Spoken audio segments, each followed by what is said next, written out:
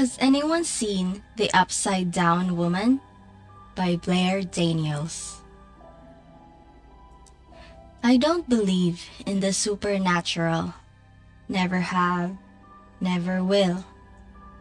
But everything the last few days has me questioning everything. I haven't slept. I haven't eaten. I haven't left my house. Yet I fear she will get me anyway. Let me start at the beginning. I was driving home from a friend's party 3 days ago. I'd stayed late and it was already dark out. And then something caught my eye. On the third floor of an old Victorian house, the light was on. In the window, I saw a shape, the shape of a woman hanging upside down. It was as if her feet were somehow tied to the ceiling, and she was hanging upside down in midair. Her arms somehow hang naturally at her sides, defying gravity. But her hair hangs straight down from her head, ending in little wispy threads. No detail, just a silhouette.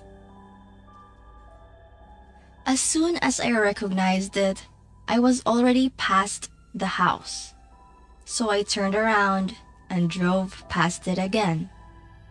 This time, I only saw some rumpled curtains with tassels and a lamp in the window, which maybe if you squinted real hard could look like a woman hanging upside down. I shook my head and kept driving home. I'd had a lot of pareidolia jump scares like this. Pareidolia is our brain's tendency to see faces and shapes in randomness, like how we see clouds that look like animals or knots of wood that look like faces. Sometimes I think I have an overactive sense of pareidolia. For example, years ago, when I got bangs cut for the first time, I started seeing shadow people. It took me an embarrassingly long time to realize the shadow people was hair falling into my eyes, that my brain was interpreting as some sort of demon or spirit.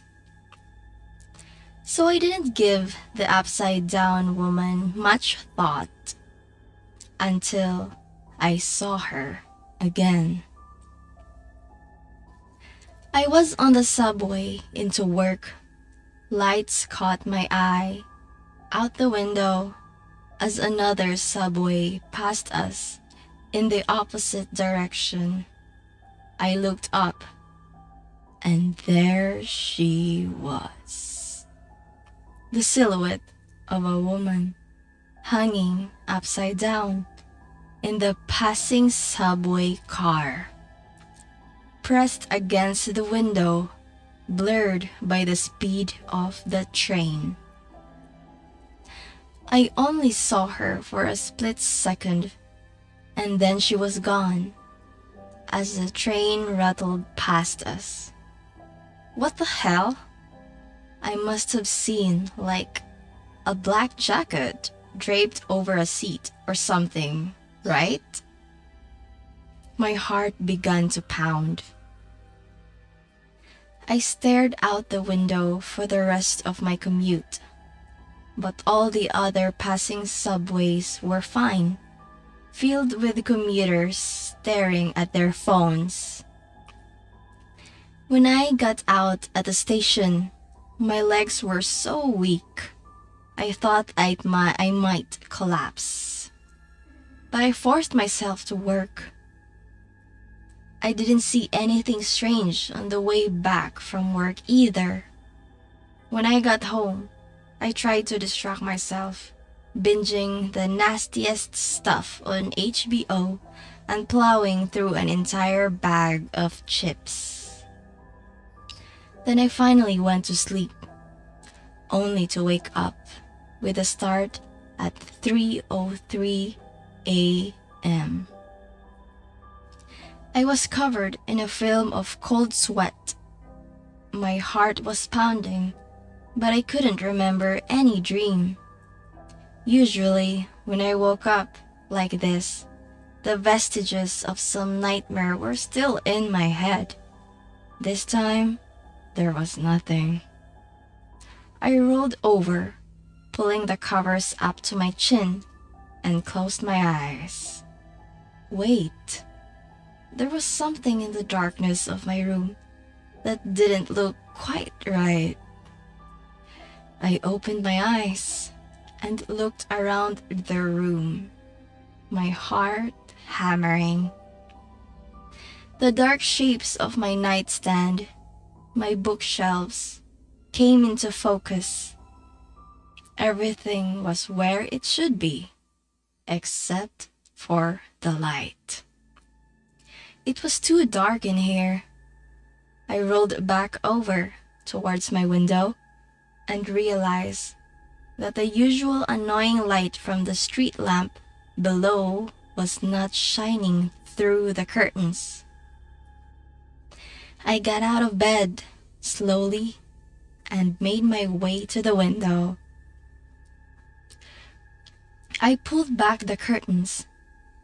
My knees buckled underneath me. She was hanging from the roof. Her feet were tied to the awning of the roof, right in front of my window. Her arms hang loosely from her shoulders. Her hair hangs straight down, waving gently in the breeze. Actually, her entire body was waving gently in the breeze.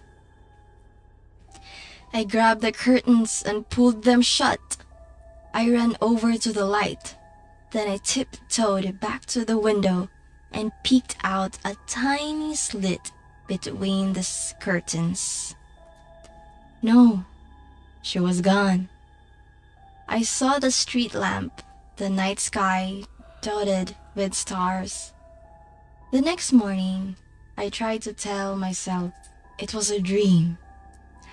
I'd had a few weird moments in my life, in the twilight between dreaming and wake. Sleep is a weird, hallucinogenic continuum. And who was to say I hadn't imagined the woman out my window? Deep down, I knew that wasn't true. But it was a pretty little lie. I made my way to work shaken. I didn't look up at passing subway cars. I drank about 3 cups of coffee. Jeff, ever the charmer, told me I looked super tired, and Tina asked me if I was sick. I didn't tell them what happened. They wouldn't believe me. When I got home, I started searching online for what I'd seen. I found myself scouring urban legends forums and even old posts here on No Sleep, the kinds of places I only visited briefly when I saw the shadow people or when I was looking for a laugh. Now, I wasn't laughing. I was desperately searching for an answer to whatever this was. And then finally, I found it. Someone claimed their friend had seen the upside-down woman and had died 4 days later. Stay away from windows, they warned. It can only manifest in windows. They also remarked that their friend had at first seen the woman through 2 layers of glass, like through a car window, into the window of a home, and then later through only 1 window, like it was getting closer Some sciencey person had replied, asking all kinds of ridiculous questions, like if plastic counts or any transparent material, and they replied, there has to be a pane of glass or glass-like material in front of the person. They did not explain glass-like any further. There was no way to avoid windows unless I lived in the basement. So I moved food, water, and clothing down there while half closing my eyes. I told my boss I was sick. Oh yeah, Tina told me you look sick. Hope it's not COVID. It took me a long time, but then I was settled in. For how long? I didn't know. I didn't know if it was even possible to wait out the upside down woman. And I didn't even know if I actually believed in her existence in the first place. That was about to change. I decided to get some reading done to get my mind off things. I grabbed my book and, without thinking, grabbed my reading glasses. As soon as I put them on, I screamed. She was hanging from the basement ceiling, hanging in the corner, a void of darkness, hair nearly trailing to the floor. And then, this time, she moved. In jerky, incredibly fast motions, she broke free from the ceiling and scrambled towards me. I ripped the glasses off my face, but not before pain exploded in my arm. When I looked down, there were 4 deep scratch marks on my forearm, dripping blood. That leaves me here. I am sitting in my basement, away from all windows and glass, on the 3rd day. According to the guy on the internet, his friend was killed the 4th day. I don't know what will happen after 4 days. If that means I waited her out and she'll move on to another target, or if she'll kill me anyway, glass or not. If you don't hear from me in 24 hours, assume the worst.